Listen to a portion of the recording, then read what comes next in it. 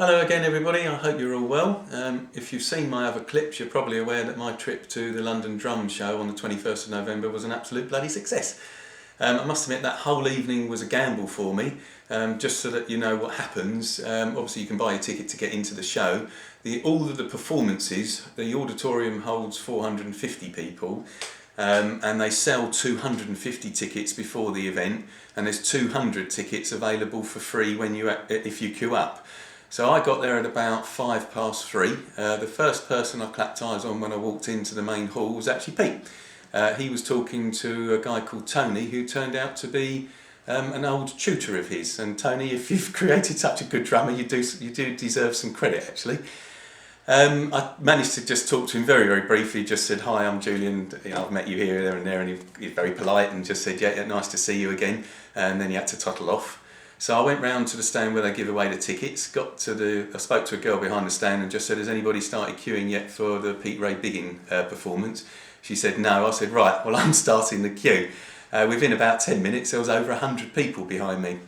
But when I got the ticket, there was no seat number on it, and I thought, right, okay, I'm going to go straight to the auditorium door now and actually queue again to make sure I can get in a good seat. When I got up there, I was fourth in the queue. The first two people were Mandy Hodgkinson and her friend Cheryl, who are from Stoke.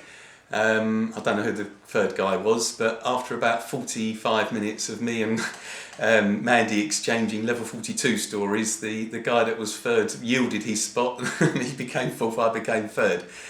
But it wasn't we weren't just standing there, the guys were actually doing their sound check at the same time, so that 44 minutes or whatever it was, 45 minutes actually passed quite quickly as well. When I got in, I went to the second row, but I was right at the front. There was no seats in front of me, so hopefully you like the clips that I've put up already. But in 43, Mark throws out, I think it's minute 6:52 on my clip, he throws out 2 drumsticks to people, and I got one of them. This is actually, one of Pete's drumsticks, but this was actually Mark's one on that day. It is quite damaged because this is his left drumstick, and if you watch the clip you'll actually see that he hits the side of the snare drum with it. It's in 2 parts of when he was doing his drum duet with Pete. So that was quite a good result as well. Then when I said there's 450 people in there, 448 left, and there was a guy sort of ushering me and this other guy out, and I just said, "Can you just tell Mark that Julian's here?" And he went backstage. Within about 2 minutes Mark popped out, gave me the biggest man hug I've ever had in my life. I had a quick chat with him and then said, "Do you mind if I sort of tape me and you having a quick chat?" And again, great to hear he remembered the Havering Funk Force. And you got to remember, this guy is one of the best bass guitarists in the whole wide world. And Julian from Hornchurch just says, can you tell him I'm outside? And he still pops out to see me. And I know there's other people have sort of made comments on, when they've met any of the band before, that they've always been polite and really happy to see you. And I said, I know that's now counted as my 59th gig. But that's still a result for me for the guy to come out and see me. On to the sort of big news really. Obviously the Sirens 2 tour in October. I am going to make Cliff's Pavilion on the 14th of October my 60th gig.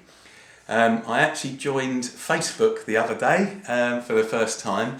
Now with Facebook, I know 2 of my subscribers have already asked me to sort of join and be friends with them. But I've already found 17 people that I know, and I'm already finding that out of 17 people I didn't realise you would get not just what they post, you'd get all of what their friends post. And I've got to say, there's a total load of dribble coming through already. So for the subscribers and anybody else that still wants to actually get in touch with me, I'd rather you still just use the comment button below on YouTube, and I said I'll always respond to you. The other day I was up in my loft again, and I found a pretty neat poster, which was the poster where Kim was the logo. On here there's a couple of inscriptions. Oh, blimey, mind that. Phil's comment actually says, "Where do you find the space for all of these posters?" Well, Phil, I'm sorry to say, in my suitcase in my loft is where all the posters now end up. apart from one. There is actually one on my landing, which is the one from when I met you guys in Ostend. I just want to go back to also one of my subscribers, Gary Bridges, was number 3. I've had correspondence with him now, and again in part 2 of my stories I told you about going with the fan club to Frankfurt, and I delayed the coach getting back to Calais and we missed the ferry. Well, Gary Bridges, not only did he subscribe and be number 3, which was my membership number for the fan club, I've had correspondence with him, he was on the goddamn coach. Now you've got to remember, that was in 1988. I post my little story in 2015, and about the whole of the wide world out there, the guy subscribes to my channel number 3, and it turns out he was one of the 48 people that was on the goddamn coach. Again, I know I've said other stories that where I've met people and the small world that it is. Again, that's so incredible. It's fantastic.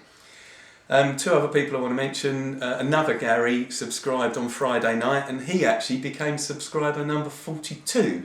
So well done to you. And another guy called Ray from Newcastle.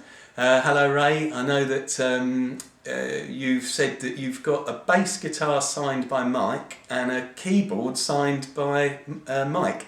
Now I don't know how you managed to get them signed. I don't know if you stand outside the stage door and actually stand there with your keyboard or not, but that's quite a feat. Well done, mate. That's it for today's little stories. As I said, I got to see Mike, I got to see Pete, I've got myself a drumstick, so I think the ticket was 20 quid and the train fare was about 10 quid, so for 30 quid that was the right result. As you know, I always like to end these things with bye bye everybody, bye bye.